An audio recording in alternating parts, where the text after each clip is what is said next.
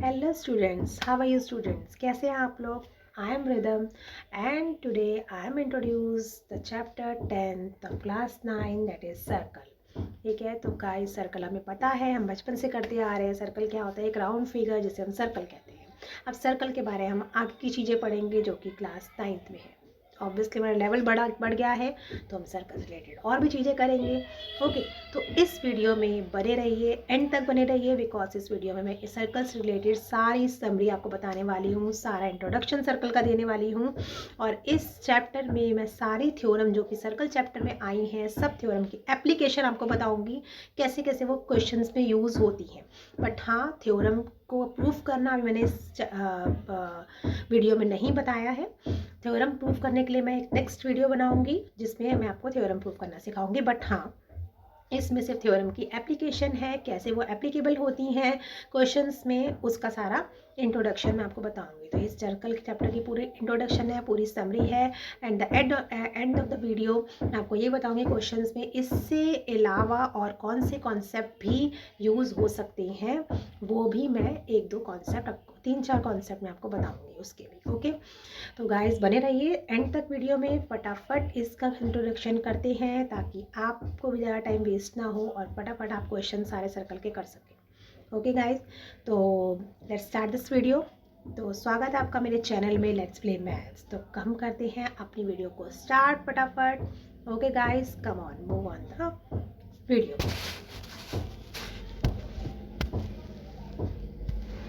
Okay guys, तो जैसा कि आपने देखा कि इंट्रोडक्शन वीडियो, तो सबसे पहले हम छोटी छोटी बातों को बता देती हूँ। क्या होता है कि सर्कल हमारा आपको पता है कैसा होता है, एंड सर्कल के मिड पॉइंट से, इस मिड पॉइंट से जो पूरी दो एंड पॉइंट तक लाइन जाती है, इस एंड पॉइंट से इस एंड पॉइंट तक लाइन सेगमेंट ड्रॉ होती है, उसे हम कहते हैं diameter. Everyone knows what is diameter,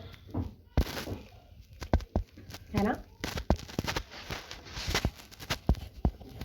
what is diameter? हम सबको पता है डायमीटर क्या होती है। दो एंड पॉइंट पे सर्कल से सेंटर से टच होकर दो एंड पॉइंट पर सर्कल के जो होती है, that is called a diameter.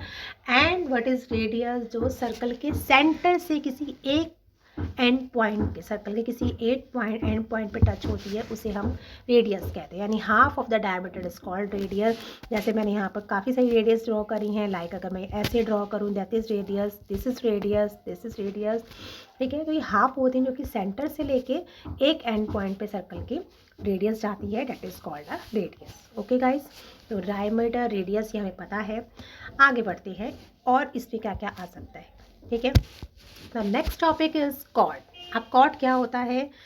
Cord होता है गाइस सेंटर के सर्कल के अंदर जितनी भी line segment we can draw, हम जितनी भी लाइन सेगमेंट बना सकते हैं, that is called a chord. Like अगर मैंने यहाँ से यहाँ बनाई, ये भी कॉर्ड है, ये भी कॉर्ड है, एंड सेंटर से लेके भी मैंने कोई लाइन सेगमेंट बनाई, वो भी कॉर्ड है। बट एक मिनट, हमें पता है ये बात, सेंटर से जो लाइन सेगमेंट जाती है उसे तो हम डायमीटर कहते हैं, है ना? तो वो क्या कॉर्ड कैसे हो गई? तो भाई वो सबसे बड़ी कॉर्ड हो गई। Diameter is a longest chord, मैंने लिखा भी हुआ है, diameter is a longest cord.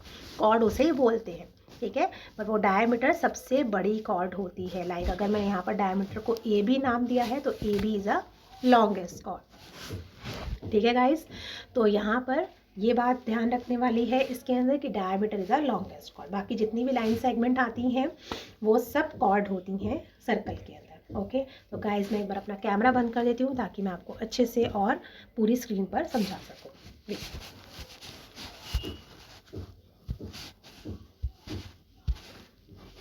Okay, तो अब हम नेक्स्ट टॉपिक पे चलते हैं। क्या है हमारा next topic? Next topic is major arc and minor arc. तो क्या होता है गाइस, अगर मैंने एक सर्कल में दो पॉइंट ले लिए, ठीक है, तो मैं अपने पॉइंट को ब्लैक से डिनोट कर दिया ताकि आपको अच्छे से समझ में आ जाए। ठीक है, अगर मैंने दो पॉइंट ले लिए like this P and this Q, दो पॉइंट ले लिया। अब इस दो पॉइंट्स ने क्या किया, सर्कल को दो पीसीज में डिवाइड कर दिया। एक ऊपर वाला पीस हो गया, एक ये नीचे वाला पीस हो गया, है ना, जैसा कि आप देख सकते हैं।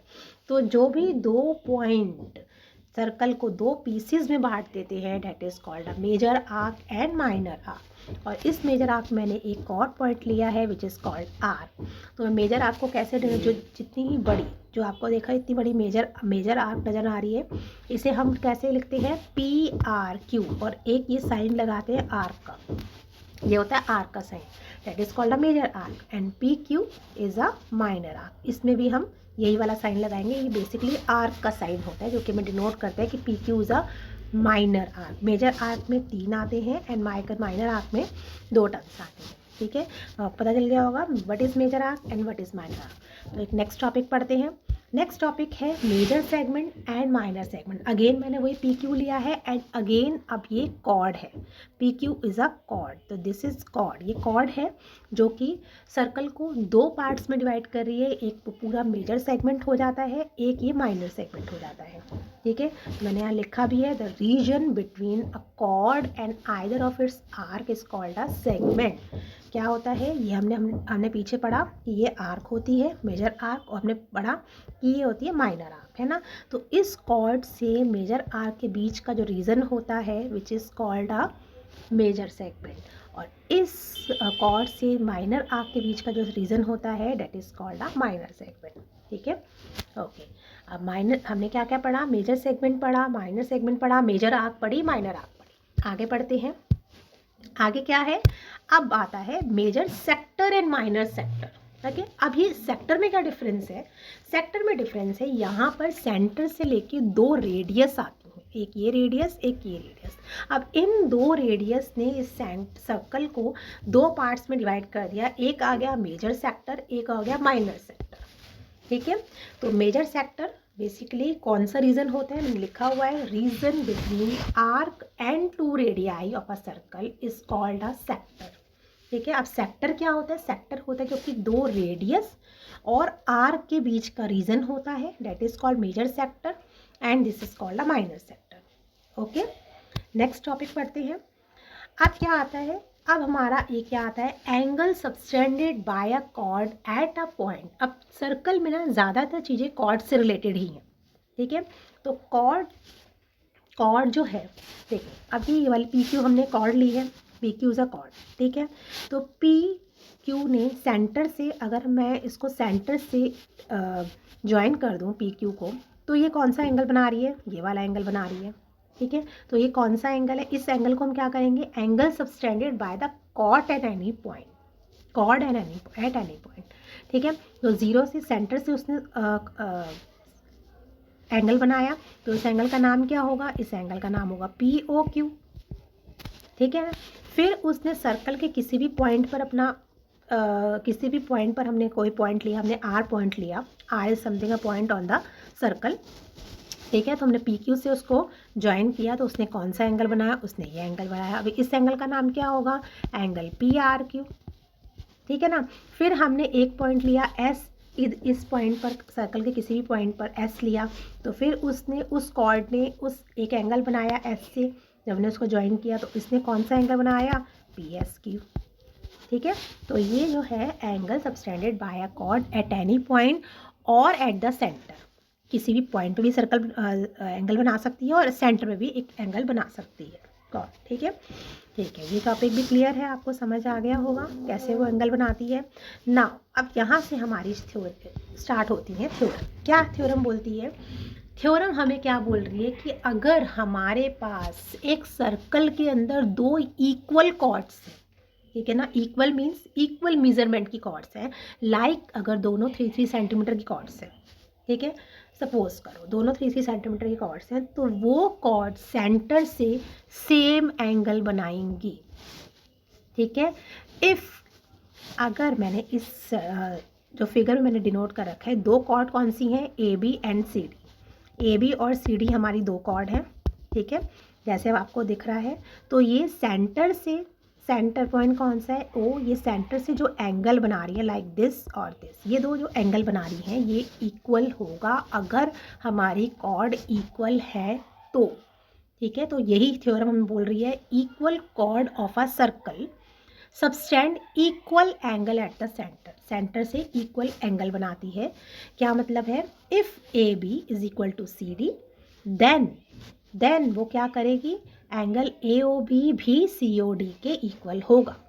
ठीक है, फॉर एग्जाम्पल मैं आपको बताती हूँ, अगर मान लो ये जो AB है ये दोनों 3 सेंटीमीटर के हैं, दोनों 3 सेंटीमीटर के हैं। ठीक है, तो यानी AB और CD ये दोनों 3 सेंटीमीटर सपोज करो। ठीक है, तो इनके जो एंगल होंगे, जो दोनों कॉर्ड एंगल बनाएंगे ना, वो भी इक्वल होगा।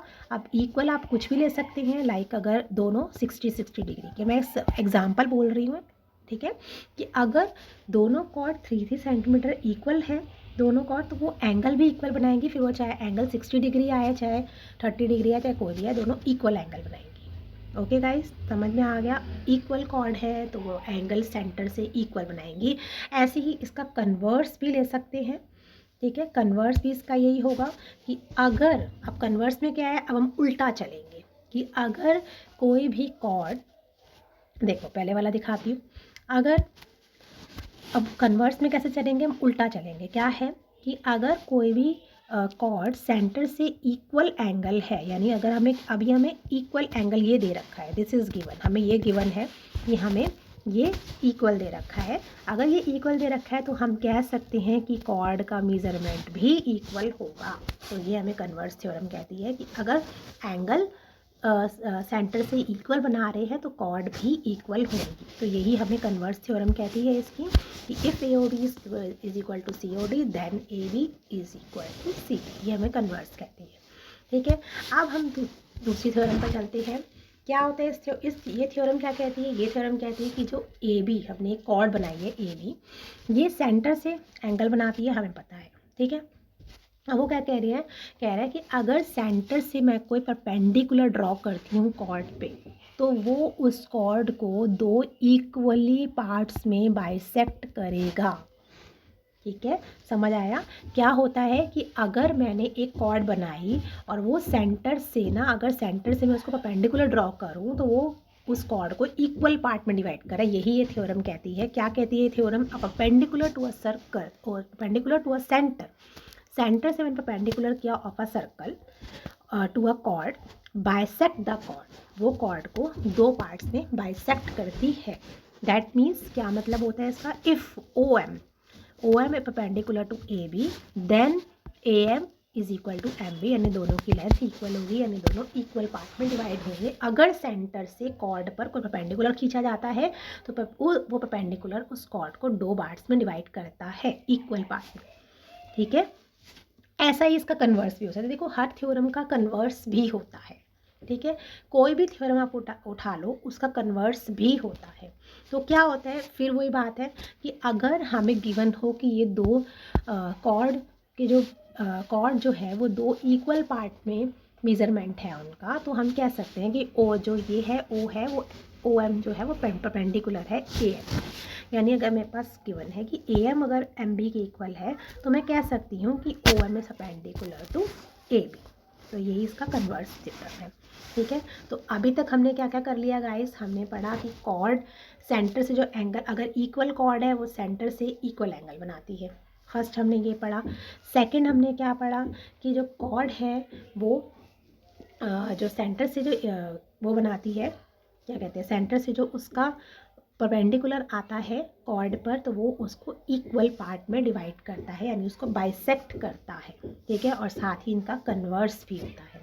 ठीक है, अब हम क्या पढ़ने वाले हैं, देखो इसका कन्वर्स भी यही होता है कि अगर AM is equal to MB में गिवन है तो मैं कह सकती हूँ कि OM परपेंडिकुलर है AB के।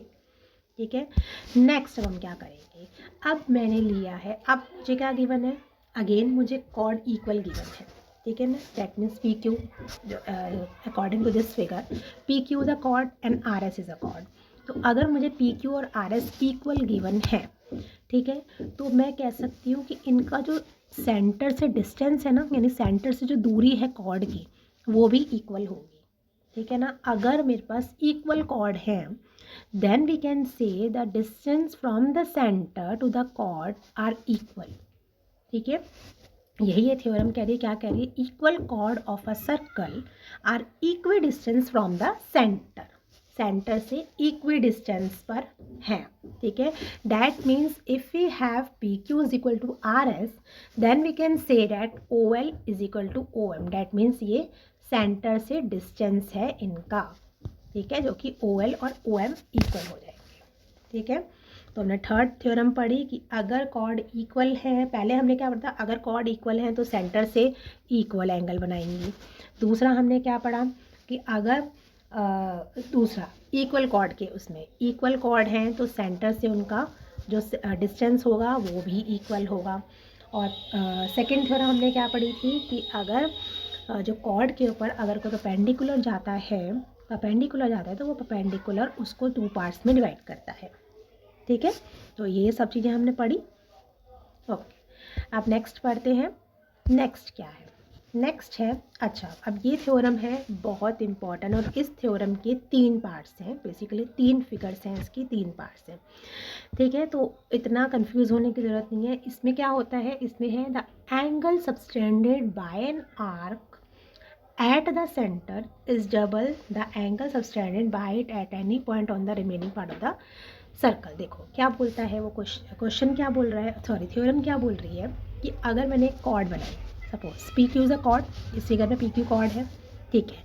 वो जो सेंटर से जो कॉर्ड है ना, वो सेंटर से जो एंगल बना रही है ना, सेंटर से, ठीक है, सेंटर से जो उसने जो एंगल बनाया, ठीक है, तो वो एंगल जो होगा ना वो सर्कल की किसी भी पार्ट में, ठीक है, सर्कल के किसी भी पार्ट में, स्पेशली उसके किसी भी आर्क जो angle subtended by the it at any point on the remaining part of the circle, ठीक है ना। सर्कल के किसी भी रिमेनिंग पार्ट पे कोई भी पॉइंट लगा हो ना, कोई भी पॉइंट लेके अगर हम उससे एंगल बनाएंगे तो उसका डबल होगा, ठीक है। तो जरूरी नहीं है, ये बेसिकली क्या बोल रहा है, अगर सेंटर से जो कॉर्ड है वो जो एंगल बना रही है, अगर मान लो मैंने यहाँ इस पॉइंट पर ले लिया, ठीक है, तो यही कॉर्ड अगर इस, देखो इस वाले एंगल पे जो बनाएगी ना, इसका भी डबल होगी वो, ठीक है। तो क्या कह रहा है, सेंटर पे जो एंगल होता है ना वो सर्कल के किसी भी पार्ट पे जो एंगल बनाती है वो कॉर्ड, वो उससे डबल होता है, ठीक है। डैट मीन्स POQ डबल होगा PAQ के, यानी 2 ऑफ PA की, ठीक है। अगर मैं इसको S ले लूँ तो ये भी होगा angle POQ double of angle PSQ, ठीक है ना। ऐसे ही हम और भी कोई एंगल बना सकते हैं, लाइक मैं यहाँ पर भी एक एंगल बना सकती हूँ, देखो ये वाला, ये एंगल हो गया, ठीक है, तो यही बना सकती हूँ। तो मैंने सर्कल के रिमेनिंग पार्ट पर भी जो भी एंगल बनाया, तो वो एंगल भी उसका जो सेंटर वाला एंगल होगा वो उसके डबल होगा, ठीक है, ठीक है। अब इसका एक और भी पार्ट आता है, देखिए धीरे धीरे, ये तो हमने एक पार्ट किया, ठीक है। सेकेंड पार्ट क्या होता है, अब देखो कॉर्ड तो कहीं पर भी हो सकती है, ठीक है, कॉर्ड तो जरूरी थोड़ी ना, अब आप बोलोगे कि मैम आपने कॉर्ड यहाँ ली, कॉर्ड तो डायमीटर में भी हो सकती है, ठीक है। तो इसलिए मैंने इसके बोलते हैं इसके 3 एस्पेक्ट्स हो सकते हैं। सेकेंड एस्पेक्ट क्या होगा इसका, अब मैंने कॉर्ड ली है डायमीटर वाली, सबसे लॉन्गेस्ट कॉर्ड, सबसे बड़ी कॉर्ड ली है, ठीक है। अब क्या होगा भाई, अब कौन सा एंगल सेंटर से बना रहा है, ठीक है। अब सेंटर से कौन सा एंगल बना रहा है, सेंटर से बना रहा है वो ये वाला एंगल, ठीक है, ये वाला एंगल, और सर्कल के रिमेनिंग पार्ट पर उसने बनाया ये वाला एंगल, ठीक है। तो ये वाला जो एंगल होगा इस एंगल का डबल होगा, यानी angle POQ is double of angle PAQ, ठीक है गाइस।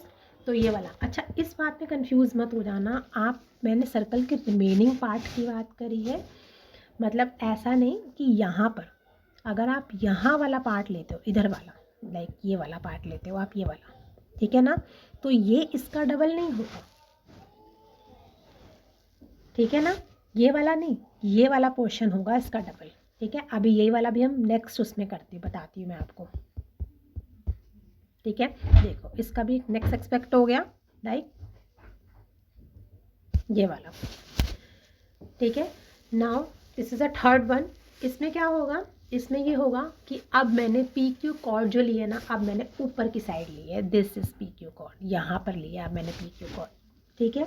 तो अब ये जो सेंटर से एंगल बना रहा है, ये वाला एंगल, ठीक है ना, सेंटर से एंगल बना रहा है, तो हम कौन सा, ये वाला एंगल नहीं लेंगे ऊपर वाला, ये वाला एंगल जो होगा वो इसके डबल होगा, इस वाले एंगल के डबल होगा, ठीक है, ये वाला एंगल। अच्छा, अब एंगल की इस चीज़ में कंफ्यूज मत होना, क्योंकि एंगल की डायरेक्शन देख लो। देखो एंगल अगर नीचे यहाँ से नीचे बन रहा है तो यहाँ से भी नीचे बनेगा। ठीक है, अगर मैं यहाँ पर इस पार्ट में एंगल लेती हूँ, लाइक ये वाला एंगल ले रही हूँ, ये वाला, तो इसके लिए ये वाला एंगल होगा, ये इसका, ये वाला एंगल इसका डबल होगा। ठीक है, तो जहाँ पर एंगल की डायरेक्शन है ना वही एंगल होगा, यानी ये एंगल को कंसीडर करेगा, यानी ये वाला एंगल इसका डबल होगा और ये वाला एंगल इसका डबल होगा। तो जिस डायरेक्शन में एंगल होगा ना बेटा, उसी डायरेक्शन में ही एंगल आप लेंगे। ठीक है, उसी डायरेक्शन में ही एंगल लेंगे। अगर एंगल ये नीचे की डायरेक्शन में है तो ये भी नीचे की डायरेक्शन में ही आएगा। ठीक है, ये भी नीचे की डायरेक्शन में आएगा। और अब ये कौन सा एंगल हो गया, ये that is called a reflex angle. Reflex POQ angle हो गया। तो reflex POQ angle is a double of PAQ angle. ठीक है, डायरेक्शन एंगल की हमेशा सेम लेना। आप देखते हैं जैसे मैंने डायमीटर वाले को कैसे बताया था, देखो डायरेक्शन यही है। अगर ये नीचे का एंगल है तो यहाँ भी नीचे का एंगल है, डायरेक्शन बिल्कुल सेम होनी चाहिए एंगल। ठीक है, तो ये डायरेक्शन सेम है। लाइक अगर मैं इससे पीछे वाला भी देखूँ तो कौन सा है, देखो डायरेक्शन सेम है, नीचे का एंगल है तो यहाँ भी नीचे ऐसे एंगल आ रहा है। ठीक है, तो अगर मैं यहाँ पर लूँगी दिस पॉइंट पर, इस पॉइंट पर मैं एंगल लूँगी तो ये वाला एंगल ऐसे जा रहा है तो इसका भी एंगल, ये वाला एंगल इसके इक्वल डबल होगा। ठीक है, तो एंगल की डायरेक्शन देख लेना, सेम होती है। वैसे तो डायरेक्शन, ये तो मैं एक रटवाने के उस पर बता रही हूँ कि डायरेक्शन देख लें ताकि आप कंफ्यूज ना हो। अदरवाइज वो क्या कह रहा है, the angle subtended by the arc, किसी भी आर्क पे। ठीक है ना, तो अगर हमने यहाँ मेजर आर्क ली है तो मेजर आर्क की हम बात कर रहे हैं। ठीक है, लाइक देखो मेजर आर्क की बात करें, देखो जैसे इस केस से मैंने आपको बताया कि क्या है कि अगर मैं ये वाला ये एंगल बना रही हूँ। ठीक है, यहाँ पर ये एंगल बना, तो इसने दो ये जो कॉर्ड है PQ, ठीक है कॉर्ड है, इसने दो आर्क में इसे डिवाइड कर दिया। एक तो हो गई ये वह बड़ी आर्क मेजर आर्क, और ये हो गई छोटी arc that is minor arc. तो अगर मैं ऊपर की साइड यहाँ पर एंगल ले रही हूँ ये वाला, तो डैट मीन्स मैं मेजर आर्क की बात कर रही हूँ। ठीक है, मेजर आर्क के रीजन सेगमेंट में हूँ, तो मैं मेजर आर्क में ही बात करूँगी, यानी ये जो एंगल डबल होगा वो मेजर आर्क का ही, जितनी मेजर आर्क्स बनेंगी उनका डबल होगा। अगर मैं माइनर आर्क की बात कर रही हूँ, अगर मैं माइनर आर्क के रीजन में आ गई तो मैं ये वाला एंगल लूँगी, ये वाला। ठीक है, ये वाला एंगल लूँगी तभी मैं माइनर आर्क के रीजन में आऊँगी। ठीक है, तो मैं इस एंगल की बात करूँगी, इसके लिए, इस वाले के लिए मैं इस एंगल की बात करूँगी। ठीक है, तो इसलिए मैं आपको बोल रही हूँ कि आप हमेशा जो एंगल है उसका डायरेक्शन देख लेना। अगर ये एंगल ऐसे बन रहा है तो ये एंगल ऐसे बनेगा, तो सेंटर वाला एंगल हमेशा डबल होगा बाकी पार्ट के एंगल से। ठीक है, तो आई थिंक आपको ये तीनों एक्सपेक्ट समझ में आ गए होंगे। ये डायमीटर वाला एक्सपेक्ट है, ये भी नीचे ये ऐसे बन रहा है तो ये भी ऐसे बन रहा है। ओके, तो ये भी ऐसे बन रहा है, ये क्या है, ये भी, यानी angle POQ is double of angle PAQ। And the third is जो मैंने ये वाला बताया कि एंगल, अब देखो ये वाला भी ऐसे बन रहा है, ये वाला भी ऐसे बन रहा है। अब ये तो हो गया, हम पता है रिफ्लेक्स एंगल हो गया ये POQ का, तो reflex angle POQ is double of PAQ। ठीक है, तो ये एंगल, ये थ्योरम हमें ये बताती है, और ये थ्योरम बहुत इंपॉर्टेंट है। इस थ्योरम में इन तीनों एक्सपेक्ट को, तीनों फिगर ड्रॉ करके आपको प्रूफ करना होता है। Okay, now the next theorem is angle in the same segment of a circle are equal. ठीक है, अब सेगमेंट हमने पहले पढ़े थे, PQ हमारे केस, इस केस में PQ हमारी कॉर्ड है। ठीक है, हमने क्या सेगमेंट पढ़ा, पीछे क्या पढ़ा था कि जो PQ है वो दो सर्कल को दो पार्ट्स में डिवाइड करिए, एक तो हो गया ये मेजर सेगमेंट, एक हो गया ये माइनर सेगमेंट। ठीक है ना, तो मेजर सेगमेंट में जितने जो PQ है सर्कल के किसी पार्ट पर जो एंगल बनाएगी ना सब इक्वल बनाएगी। ठीक है, डैट मीन्स अगर सर्कल के इस पार्ट पर वो एंगल बना रही है PQ ये वाला, तो ये भी जो एंगल है ये भी इनके इक्वल होगा। लाइक अगर वो सर्कल के इस पार्ट पर एंगल बना रही है तो ये भी इक्वल होगा, अगर वो इस पार्ट पर एंगल बना रही है तो ये भी इक्वल ही होगा। ये सारे एंगल इक्वल होंगे एक दूसरे के, एक ही सेगमेंट के। ठीक है, अब अगर मैं माइनर सेगमेंट पर आ जाऊँ, इस सेगमेंट पर आ जाऊँ, तो PQ जो इस सेगमेंट पर सर्कल बना रही है, दो एंगल बना रही है, तो यानी ये वाला एंगल इसके इक्वल होगा, ठीक है ना। एक ही सेगमेंट के दो एंगल इक्वल, दो या दो से ज़्यादा जितने भी एंगल बनते हैं जो कि कॉर्ड बनाती है, अपने एक ही सेगमेंट पे जितने भी एंगल बनाती है किसी पॉइंट पर, वो सारे इक्वल होते हैं। तो angle in the same segment of a circle are equal, ठीक है। दैट मीन्स अगर मैं इस केस में आपको लूँ तो angle P A Q is equal to angle P C Q, okay. तो ये हो गया, लाइक हम इसमें कहेंगे पी ए क्यू, अगर मैंने पहले बनाया था that is P A Q is equal to P C Q. और अगर मैं यहाँ पर भी कोई एस नाम दे देती हूँ तो P A Q is equal to, तो ये भी हो जाएगा एंगल पी एस क्यू भी इक्वल हो जाएगा इसके। और अगर मैं इसको आर नाम दे देती हूँ तो भी इक्वल हो जाएगा एंगल पी आर क्यू, ये भी इक्वल हो जाएगा। तो कहने का मतलब है कि अपने सेगमेंट में जितने भी वो एंगल बनाती है वो सब के सब इक्वल होते हैं, ओके। आगे बढ़ते हैं। अब क्या है, हाँ, अब मान लो हमने पी क्यू है, P Q is a diameter, आपको दिख रहा होगा कि सेंटर से पास हो रही तो डायमीटर है।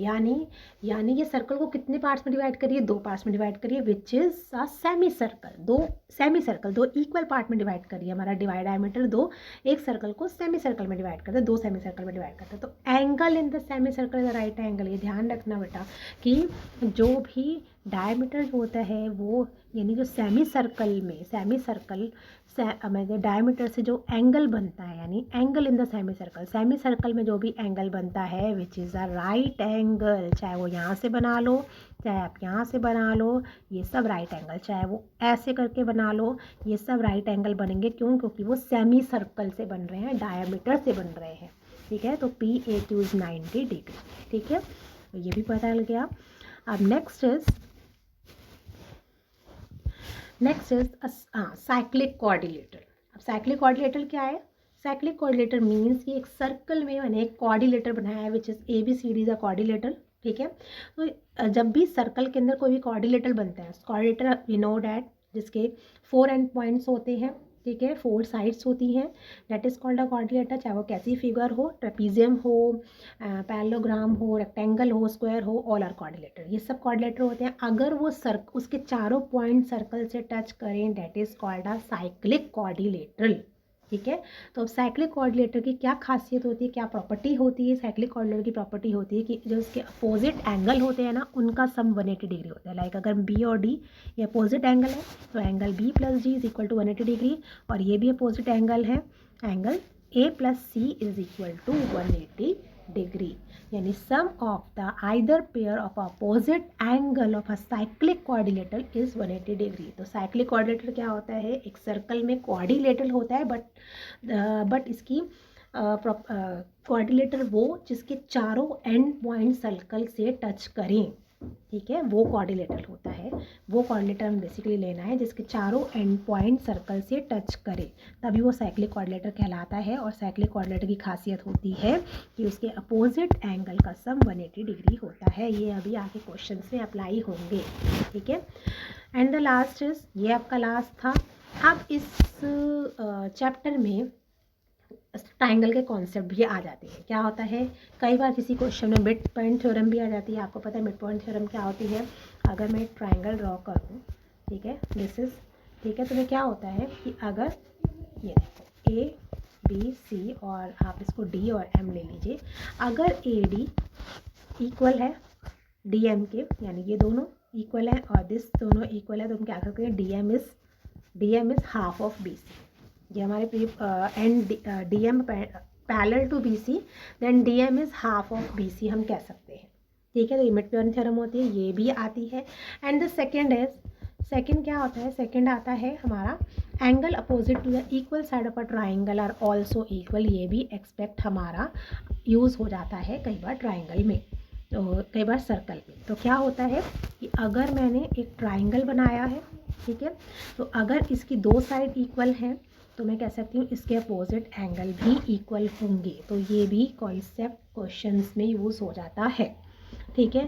तो अब इन सब चीज़ों के लिए आपको पता चल गया होगा कि क्या क्या कॉन्सेप्ट इन सब में यूज़ होते हैं। At the end of the इस वीडियो में आपको बता दिया कि और कॉन्सेप्ट भी कौन से यूज़ होते हैं ट्राइंगल के। ठीक है। तो आई थिंक इस इंट्रोडक्शन वीडियो में आपको सब के सब थ्योरम आपको आ गई हैं। सारी थ्योरम्स इसके अंदर मैंने कवर करवा दी हैं। इससे रिलेटेड जितने भी क्वेश्चंस हैं आप बहुत अच्छे से कर सकते हैं, क्योंकि यही थ्योरम अप्लाई होती हैं सारे क्वेश्चंस में। ठीक है, नेक्स्ट वीडियो में मैं आपको मिलती हूँ कुछ थ्योरम के प्रूफ से एंड कुछ क्वेश्चन से जो कि हम थ्योरम से रिलेटेड क्वेश्चंस करेंगे। ओके, तो गाइस मेरी वीडियो को लाइक करो, शेयर करो एंड सब्सक्राइब करो, और इसके आने वाली वीडियोस को भी देखते रहिए। Okay, bye bye.